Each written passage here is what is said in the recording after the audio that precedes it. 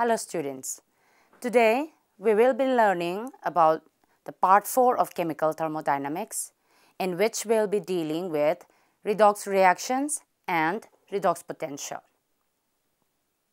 In many chemical reactions, electrons are transferred from one atom or molecule to another, and the subsequent release of energy that can be coupled to other reactions.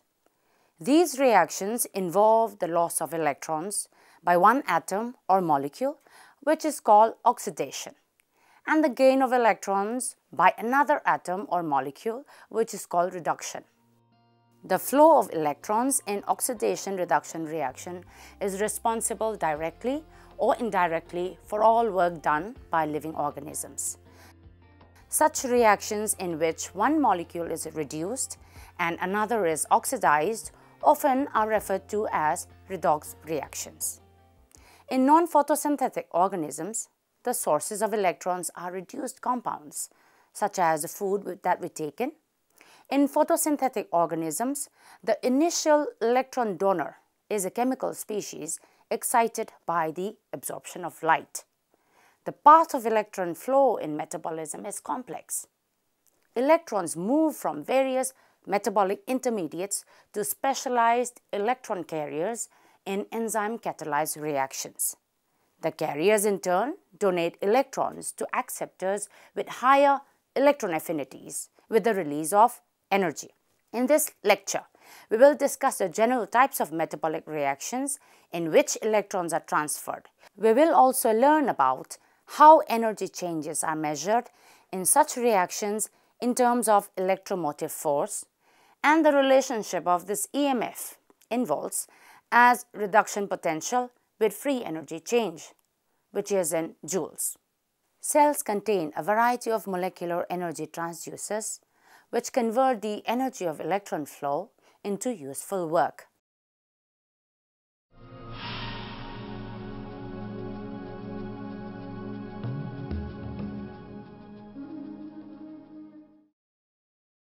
Now let's see how the flow of electrons can do biological work.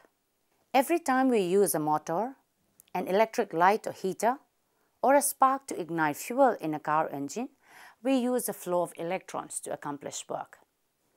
In the circuit that powers a motor, the source of electrons can be a battery containing two chemical species that differ in affinity for electrons. Electrical wires provide a pathway for electron flow from the chemical species at one pole of the battery through the motor to the chemical species at the other pole of the battery. Because the two chemical species differ in their affinity for electrons, electrons flow spontaneously through the circuit driven by a force proportional to the difference in electron affinity. That is called the electromotive force. The electromotive force can accomplish work if an appropriate energy transducer, and in this case a motor, is placed in the circuit. The motor can be coupled to a variety of mechanical devices to accomplish useful work. Living cells have an analogous biological circuit with a relatively reduced compound such as glucose as a source of electrons.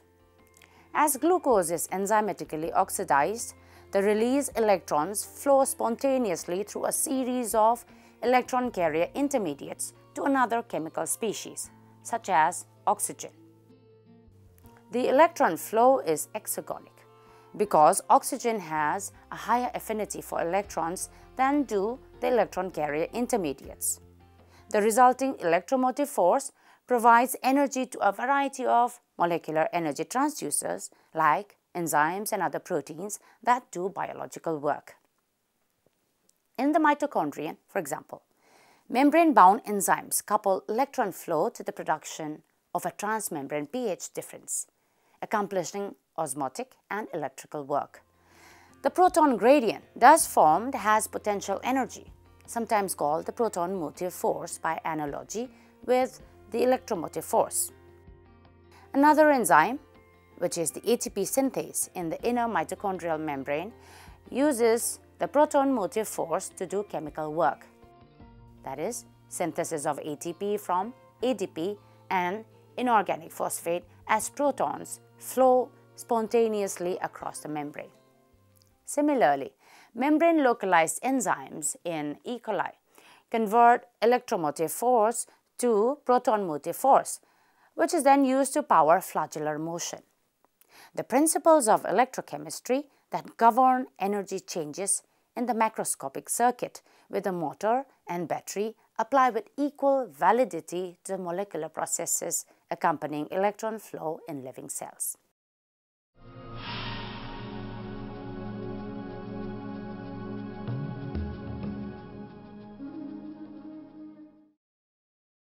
Oxidation reductions can be described as half reactions. Although oxidation and reduction must occur together, it is convenient when describing electron transfers to consider the two halves of an oxidation-reduction reaction separately. For example, the oxidation of ferrous ion by cupric ion. You have Fe2 plus Cu2 plus, which gives Fe3 plus Cu plus. This can be described in terms of two half reactions. The ferrous ion is converted to a ferric ion plus 1 electron. And second, the cupric ion is converted to a cuprous ion while it accepts 1 electron. The electron donating molecule in an oxidation-reduction reaction is called the reducing agent or reductant. The electron accepting molecule is the oxidizing agent or oxidant. A given agent, such as an iron cation existing in the ferrous state or ferric state, functions as a conjugate reductant oxidant pair, which we call the redox pair, such as an acid and corresponding base function as a conjugate acid-base pair. In redox reactions, we can write a general equation. The electron donor will give 1 electron plus an electron acceptor. In the reversible half reaction number 1, which we just saw, the ferrous ion is the electron donor and the ferric ion is the electron acceptor. Together, the ferrous ion and the ferric ion constitute a conjugate redox pair. Biological oxidations often involve dehydrogenation. The carbon in living cells exist in a range of oxidation states, as given in this figure. When a carbon atom shares an electron pair with another atom, which is typically hydrogen, carbon, sulfur, nitrogen or oxygen, the sharing is unequal in favor of the more electronegative atom. The order of increasing electronegativity is hydrogen less than carbon less than sulfur less than nitrogen less than oxygen. The more electronegative atom owns the bonding electrons it shares with another atom. With each formal loss of electrons, the carbon atom has undergone oxidation, even when no oxygen is involved, as in the conversion of an alkane to an alkene. In this case, oxidation, which is the loss of electron, is coincident with the loss of hydrogen. In biological systems, oxidation is often synonymous with dehydrogenation, and many enzymes that catalyze oxidation reactions are dehydrogenases. But not all biological oxidation-reduction reactions involve carbon. For example, in the conversion of molecular nitrogen to ammonia, 6 hydrogen ions plus 6 electrons and 1 molecule of nitrogen will give 2 molecules of ammonia. The nitrogen atoms are thus reduced. Electrons are transferred from one molecule, that is the electron donor, to another electron acceptor in one of the 4 different ways. Number 1, directly as electrons. For example, the ferrous and ferric redox pair can transfer an electron to the cuprous and cupric ion redox pair, as given in this equation. Second, as hydrogen atoms. As a hydrogen atom consists of a proton and a single electron. In this case, we can write the general equation as AH2 will give A plus 2E, that is 2 electrons plus 2 hydrogen ions, where AH2 is a hydrogen electron donor. AH2 and A together constitute a conjugate redox pair, which can reduce another compound B or a redox pair by transfer of hydrogen atoms. In the reaction, AH2 plus B will give A plus BH2. And third, as a hydride ion, which has 2 electrons. This occurs in the case of NAD-linked dehydrogenases. And fourthly, through direct combination with oxygen. In this case, oxygen combines with an organic reductant and is covalently incorporated in the product, as in the oxidation of a hydrocarbon to an alcohol. We have here in this equation, the hydrocarbon is the electron donor and the oxygen atom is the electron acceptor. All 4 types of electron transfer occur in cells. The neutral term reducing equivalent is commonly used to designate a single electron equivalent participating in an oxidation-reduction reaction, no matter whether this equivalent is an electron per se, a hydrogen atom, or a hydride ion, or whether the electron transfer takes place in a reaction with oxygen to yield an oxygenated product.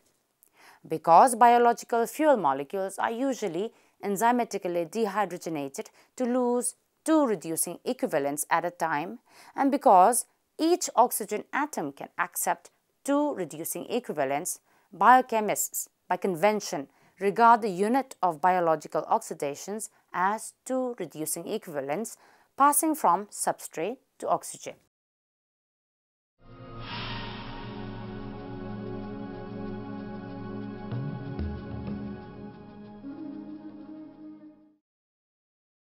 Reduction potentials measure affinity for electrons. Let's see how. When 2 conjugate redox pairs are together in solution, electron transfer from the electron donor of one pair to the electron acceptor of the other may proceed spontaneously. The tendency for such a reaction depends on the relative affinity of the electron acceptor of each redox pair of electrons. The readiness with which an atom or a molecule gains an electron is its reduction potential E. The tendency to lose electrons, the oxidation potential, has the same magnitude but opposite sign as the reduction potential of the reverse reaction. So, reduction potentials are measured in volts, V, from an arbitrary 0 point set at the reduction potential of the following half reaction under standard conditions, which is 25 degrees Celsius and at 1 atmospheric pressure, and reactants at 1 mole. That is, 1 hydrogen ion plus 1 electron gives rise to half of an hydrogen atom.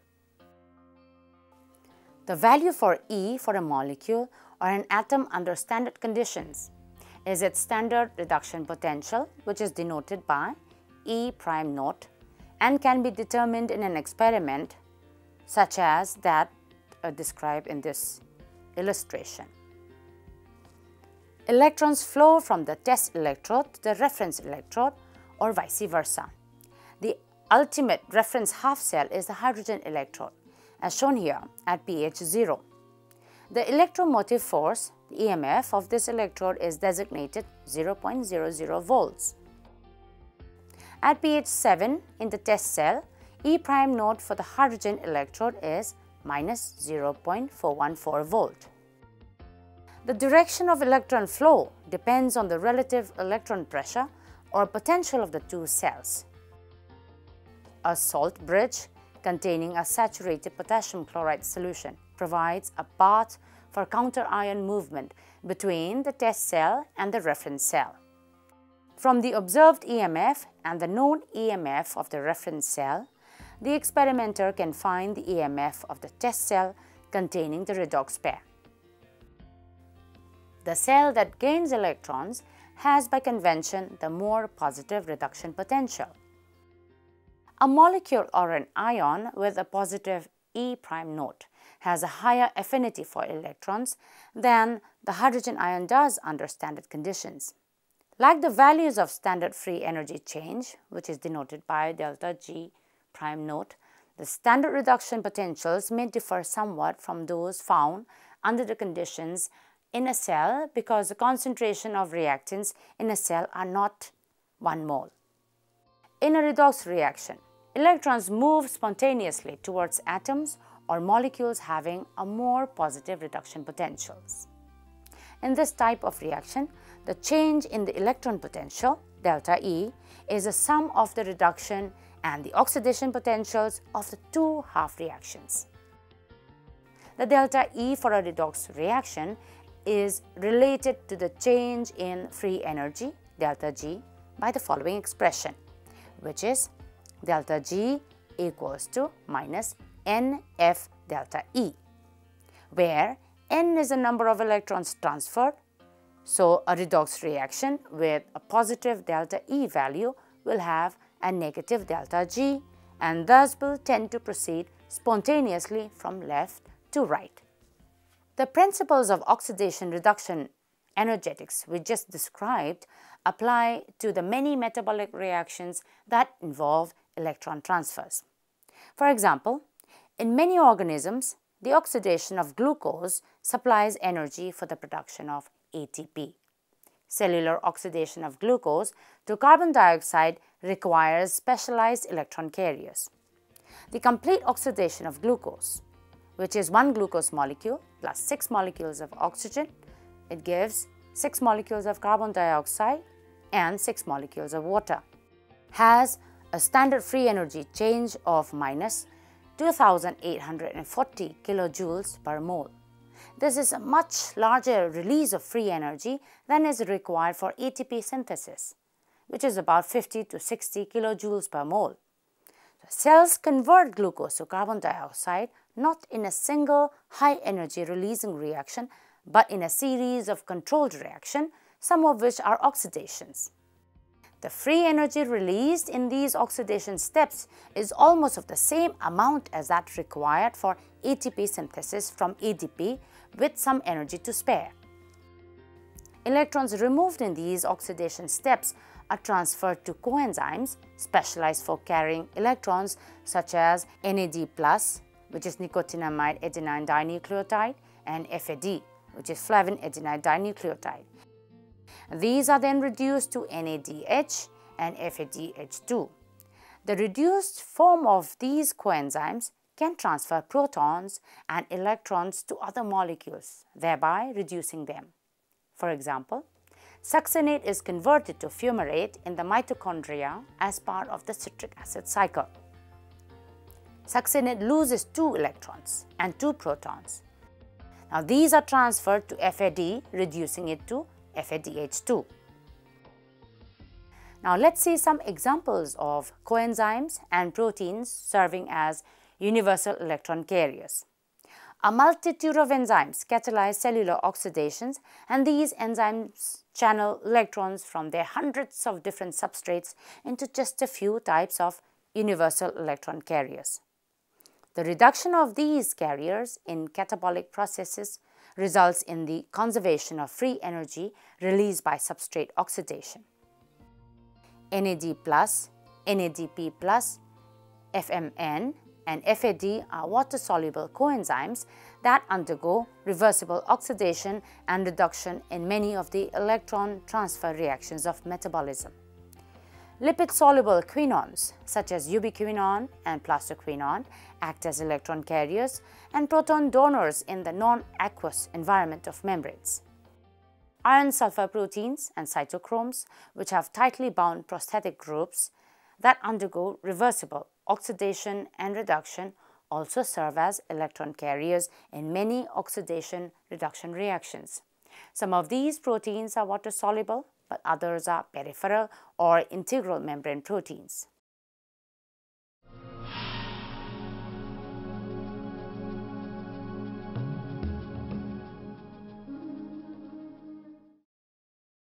So that is all we have for today.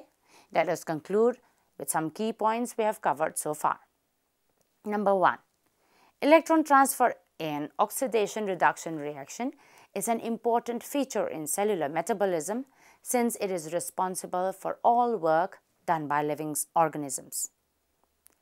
Redox reactions involve loss of electrons by one molecule and gain of electrons by another.